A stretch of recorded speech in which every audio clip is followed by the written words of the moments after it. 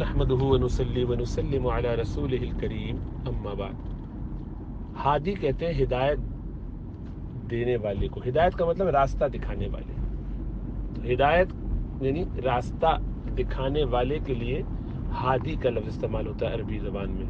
کسی بھی راستے دکھانے والے کو ہادی کہا جا سکتا ہے۔ پھر شریعت کی اصطلاح میں دین کا راستہ، کیونکہ ہم اللہ سے مانگتے ہیں اہدنا الصراط المستقیم، سیدھے راستے کی ہم پر رہنمائی فرمائیے، ہمیں دکھا دیجیے۔ تو اللہ سبحانہ و تعالی الہادی ہے کہ الٹیمیٹلی اصلاً اللہ ہی ہدایت کا منبع ہے، اللہ ہی ہدایت دیتے ہیں۔ بلکہ خود رسول اللہ صلی اللہ علیہ وسلم کے بارے میں اللہ قرآن میں فرماتے ہیں سورہ قصص میں کہ انک لا تہدی من احببت ولکن اللہ یہدی من یشاء، کہ آپ جس سے محبت کرتے ہیں آپ اس کو بھی باوجود چاہنے کے ہدایت نہیں دے سکتے، ہدایت اللہ ہی دیتے ہیں جس کو چاہتے ہیں۔ تو اللہ سبحانہ و تعالیٰ کے کلی اختیار کی چیز ہے یہ، اور اسی طرح تمام اعمال، کیونکہ ہر کام اللہ کی اجازت کے بغیر نہیں ہوتا۔ تو یہ تو اصلی معنوں میں ہے، لیکن عرفی یا معنوی طور پر ہم یہ کہا جا سکتا ہے، مجازی طور پر یہ کہا جا سکتا ہے، حقیقتاً تو یہی ہے کہ اللہ ہی الہادی ہے، ہر معاملے کی ہدایت دینے والے۔ لیکن عرفاً یا معنوی طور پر حکماً یہ کہا جاتا ہے کہ مجازاً فلاں شخص یعنی جو مخلوق ہے وہ بھی ہادی ہے۔ چنانچہ اللہ کے رسول صلی اللہ علیہ وسلم تو بہت ہی بڑے ہادی ہیں، بلکہ سب سے بڑے ہادی ہیں۔ جتنی ہدایت انہوں نے دی امت کو، پوری امت مسلمہ کو، اتنی کسی نے اس سے پہلے نہیں دی۔ سب سے بڑے نبی ہیں، اسی لیے آقا علیہ الصلوۃ والسلام، تو ان کی ذات سے ہدایت پہنچی ہے بہت لوگوں کو۔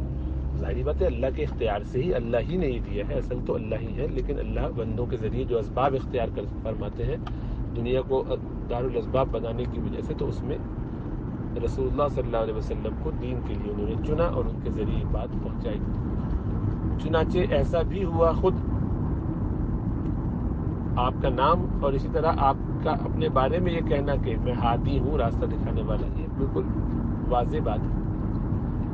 اور اللہ کے لیے ال لگا کے بات کی جاتی ہے۔ ال کا مطلب انگریزی میں، یہ خاص وہ اللہ سبحانہ و تعالیٰ ہی، الہادی صرف اللہ ہی۔ تو عبد الہادی رکھیں گے تب بھی درست ہے کہ اللہ کے نام کے ساتھ، اور خود بندے کو آپ ہادی کہنا چاہتے ہیں کہ یہ اللہ اس کو ہدایت، اس نیک نیتی سے، نیک فالی کے طور پر کہ اللہ اس کو ہدایت دینے والا بنا دے، تو ایسا کسی کا نام رکھنا بالکل درست ہے، کوئی اس میں مذاکرہ نہیں ہے۔ لوگ جو ہے بعض اوقات کم چیزیں اچھی طرح گہرائی سے دیکھتے نہیں ہیں اور ہر طرف ان کی نظر نہیں ہوتی، تو پریشان ہوتے بھی ہیں اور دوسروں کو بھی کرتے ہیں۔ غیر عالم کو ایسا کام نہیں کرنا چاہیے۔ جب تک علم رسوخ نہ ہو تو اس طرح کی باتیں پھیلا کر لوگوں کو پریشان نہیں کرنا چاہیے۔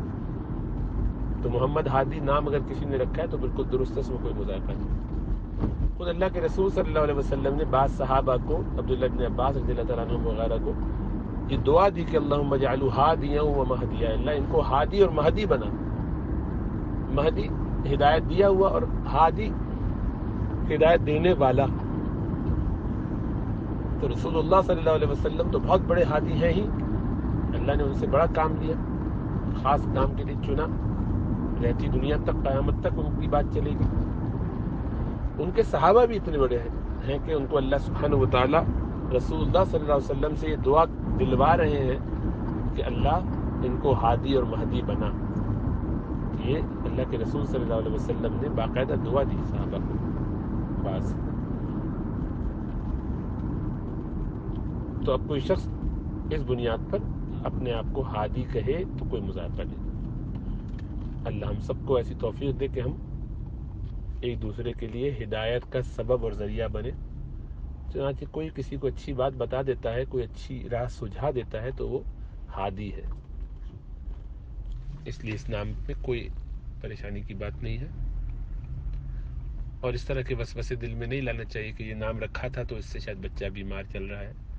ایسی باتوں سے اپنے آپ کو دور رکھنا چاہیے، سب توہمات ہیں۔